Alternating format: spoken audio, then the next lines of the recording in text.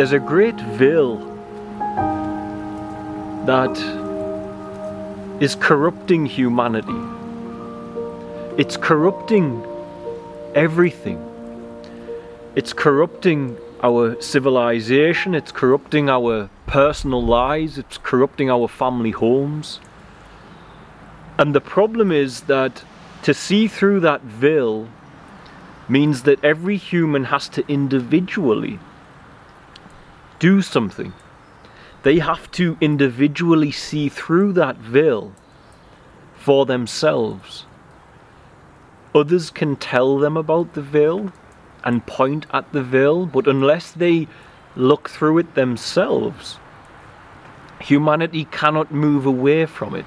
They cannot see beyond it.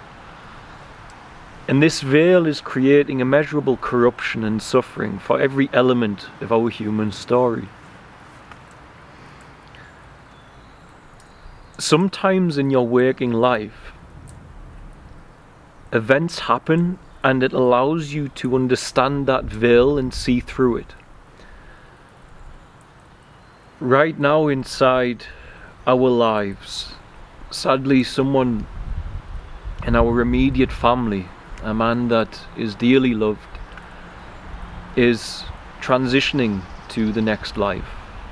And this was unexpected. Nobody knew that he was unwell.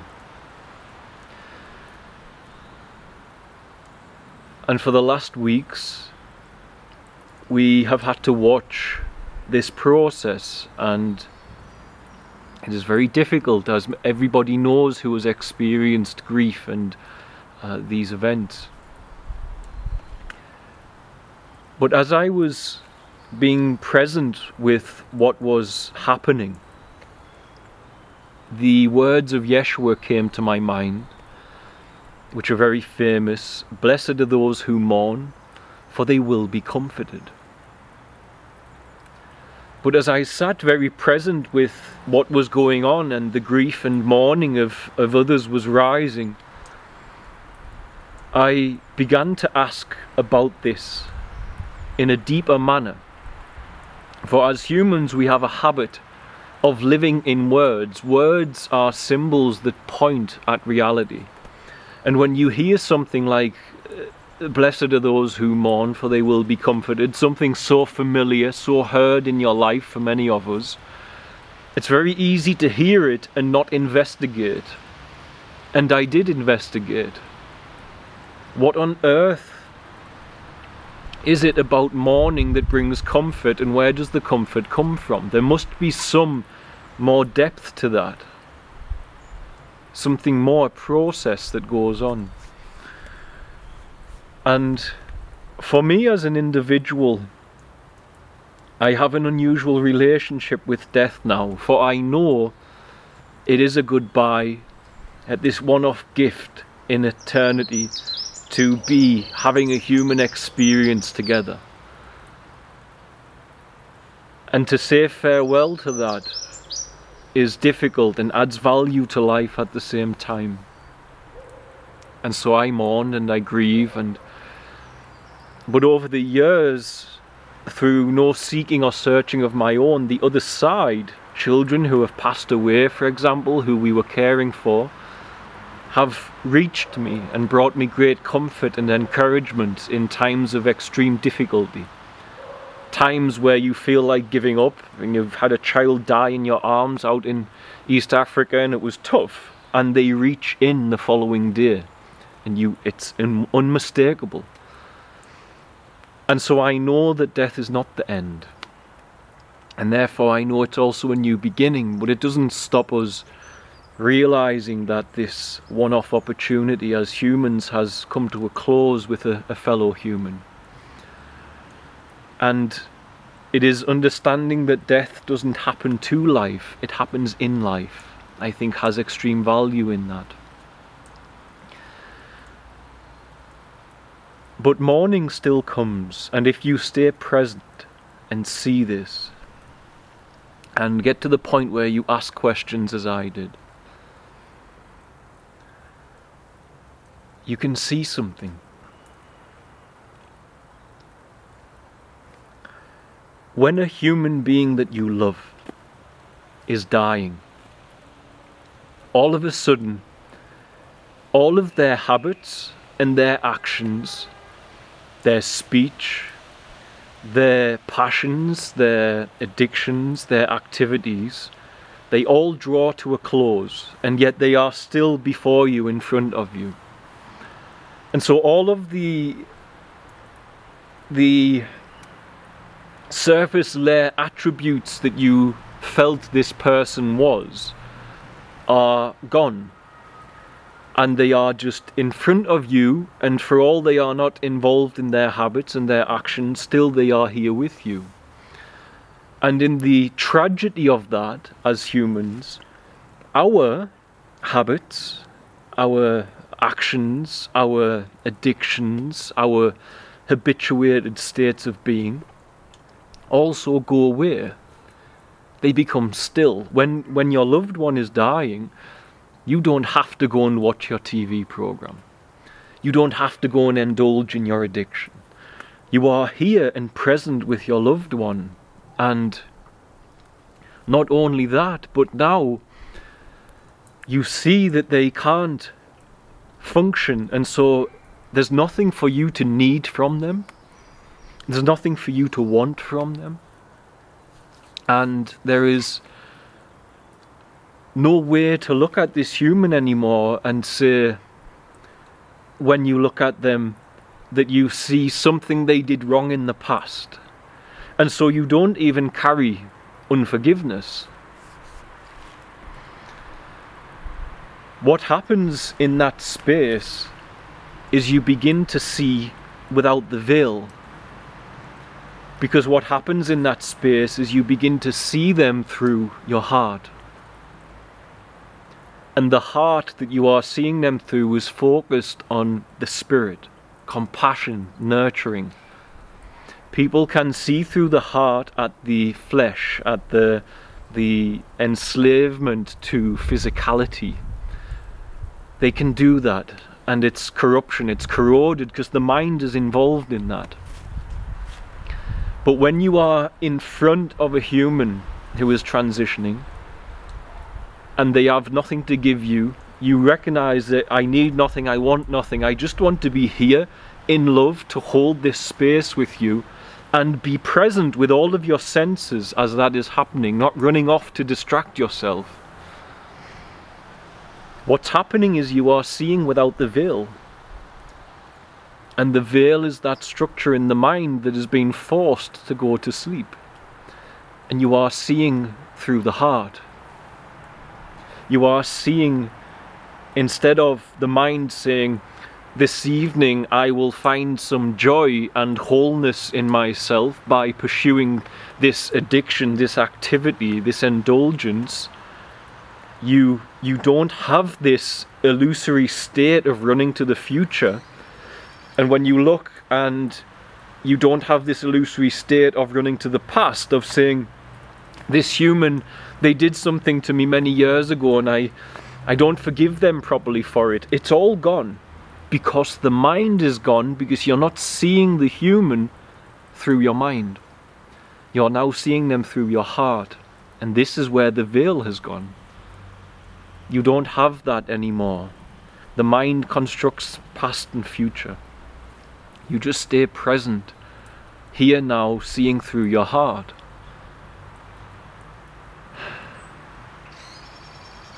When we do that, we see through the presence of God. We see in those moments the presence of God manifest in our lives. Blessed are those who mourn, for they will be comforted. When you are mourning, the devastation of loss is so great that all you can do is focus all of your energy and attention into the heart and see the world through the heart, see the value that you had in this other human being in this world with you, and everything about you is here and now and expansive, and ultimately giving thanks for all in sorrow for the life that you have had with this other human. And the reason therefore, blessed are those who mourn, for they will be comforted, is because the comfort comes when we see the world through the heart, which is to see the world without the mind.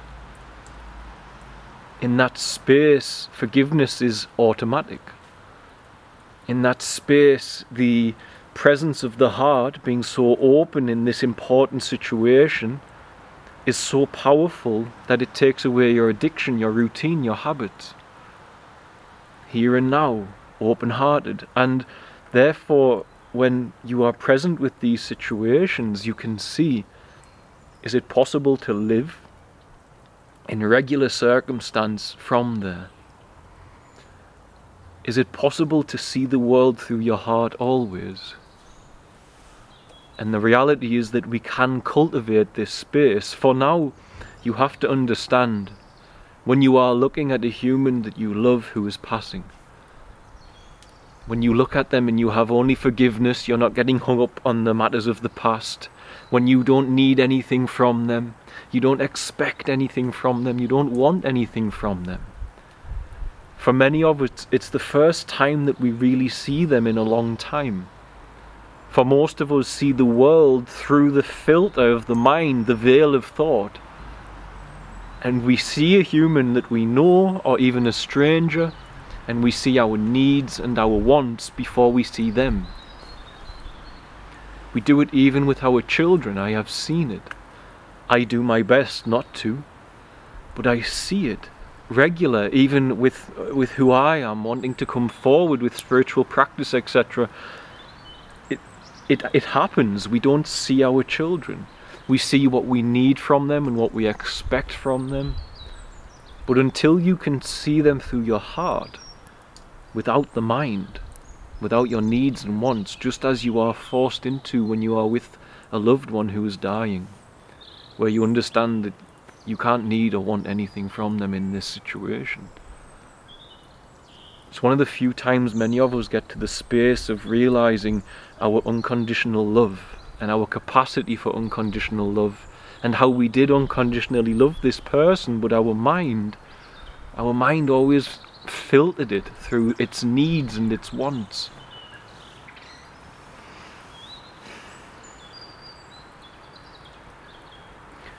This veil that corrupts humanity is revealed in these events. And you have to understand that this veil can be overcome when we ourselves learn to see through the heart and not the mind. It's not to see the flesh through the heart and the indulgence of lusts, to see that which is spiritual, the compassion, the fruits of that spirit, where you have a dying loved one. Compassion and nurturing is what you are seeing. And if we can make this happen, I can give example after example.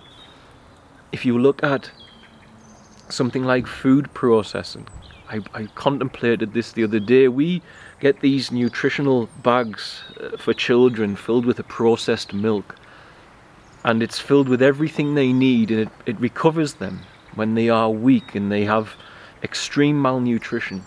It saves their lives. And the humans who sat together in a board meeting and made a decision to manufacture this using the technologies we have, set about to respect the will and the sovereignty and the sacredness of God and God's children. But at the same time, another board somewhere is getting together and hiring people to work out the best mixture of fat and salt to make their food as addictive as possible, so that humans just take another bite and give them money. Now, if you were to cultivate inside our lives of our children, inside their education process, the capacity to see the world through the heart, that board meeting would never get off the ground. For they would get together and say, this is what we do. We make it as addictive as possible, put these additives in. We use science to work out how to overthrow the dopamine centers of the brain. And then they'll buy more from us. If someone were to suggest that, those present would say, hey, you know, is that good for them? Does that respect God's creation? Does that Is that what's best for the collective, for their individual needs, for their physical, mental health? And you would have to return back to seeing the world through the heart and say, no. But we are not. We are seeing through the filter of the mind. And that filter can be programmed. And many of us carry a very programmed filter, and we don't recognize just how much. If someone came to you and said, I'm going to give you $100 million, and you say, great, would you be happy? Yes, imagine all the things I can do with it. This is amazing. Would it be possible for people to make you sad? It would be a struggle when you have that news. Now if we say, we give you it, but tomorrow morning you won't wake up, would you take the money? You would say, no. Of course not. I am not going to take this money. And what that points out is that waking up tomorrow, deep down you are aware, has far more value than the money. But why don't you feel the same excitement and gratitude about waking up tomorrow as you would about that? It's because of the programming of the filter of the mind that you have upon reality. It's been programmed by the system. And the system has got you in a space whereby it doesn't want you to cultivate the ability to see through your heart, because there you will see through joy and contentment and peace and happiness. And if you do that, you will have no necessity to feed into a system which is pursuing the consumerist road to satiate that void. The military-industrial complex, the creation of technologies which are coming back and enslaving us potentially for eternity, in a sense, by pulling us into this space where we disconnect from our soul and into this our own created virtual realities where our soul can't be felt. All of that would change if we were taught, instead of looking out to find that, we generate our own. It's possible.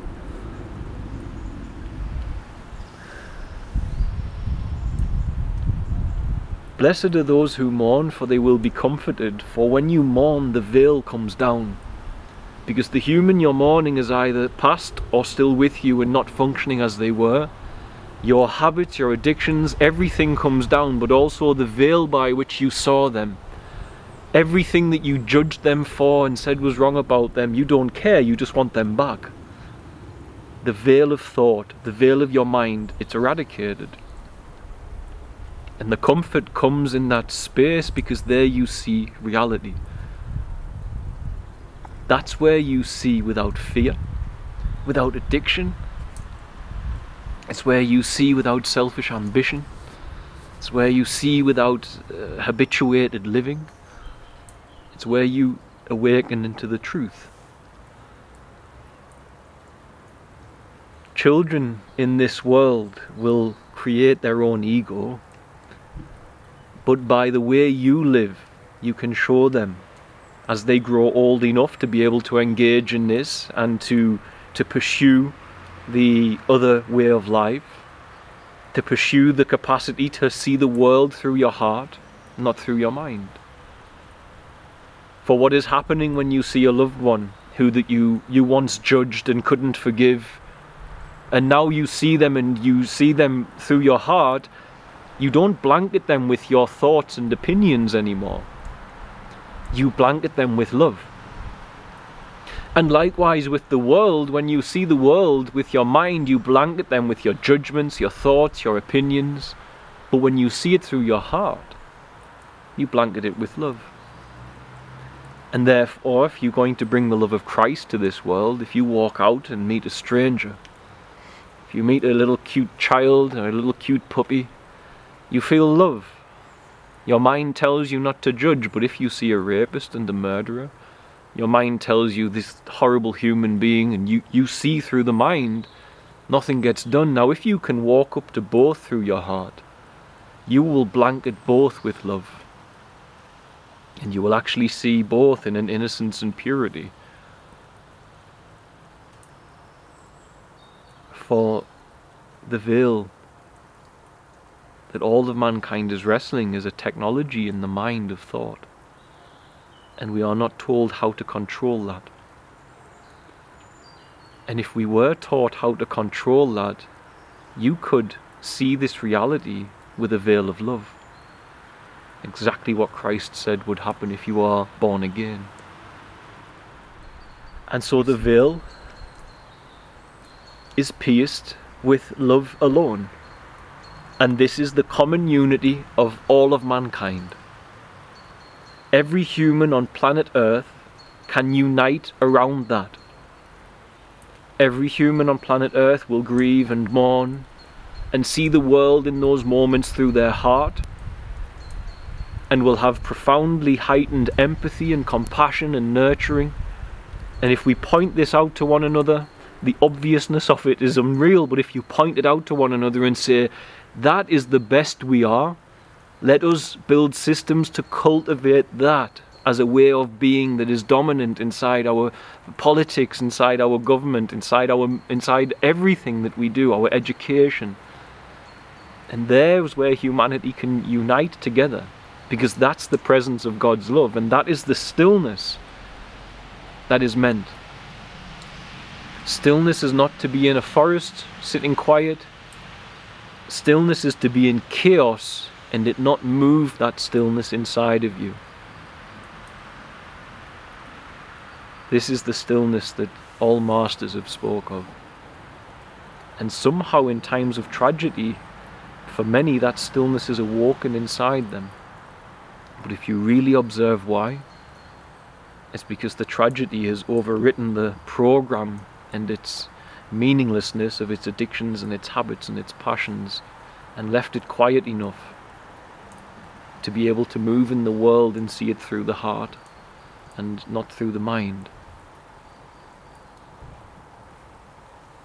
And so you no longer see your loved ones through a blanket of thoughts, opinions and perceptions. You just see them with a blanket of love.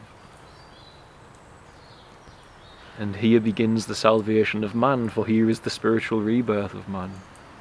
Here is the presence of God, and here is the presence of God made manifest in the human story.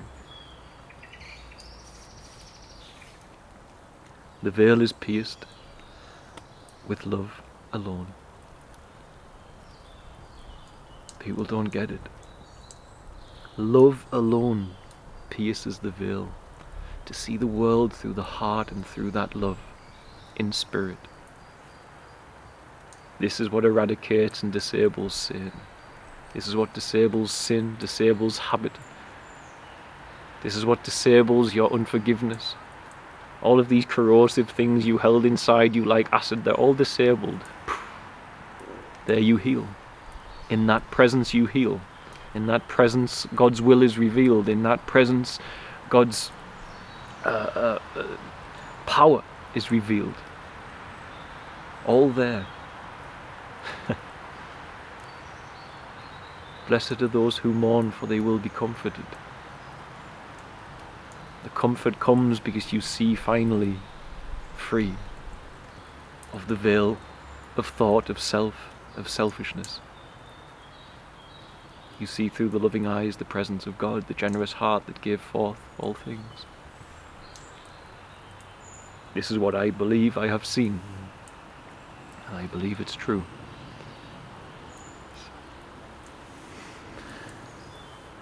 That was all. We keep wanting this veil, and there are impacts and influences from the demonic, from otherworldly forces, from corrupted human beings, no doubt, no doubt.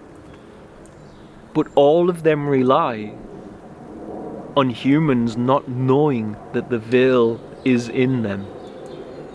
All of them rely on humans seeing through thought which has been programmed.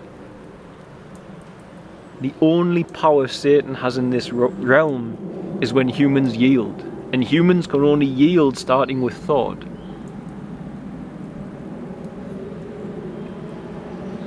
The veil is very close to home, and all of your outward research, outward searching, outward fighting, outward rebellion will not do anything unless you rebel against that inner veil that does not allow you to see the world through your heart. and love all you meet, even your enemy. Even those serving the enemy in this world, to love them is to heal the situation. It's the whole point of Yeshua. Nothing else will do. For that frequency will transform this 3D dimension when we all finally embrace it. Okay, I will leave it there. It's getting dark. My apologies for the bad lighting. God bless, guys. Be well.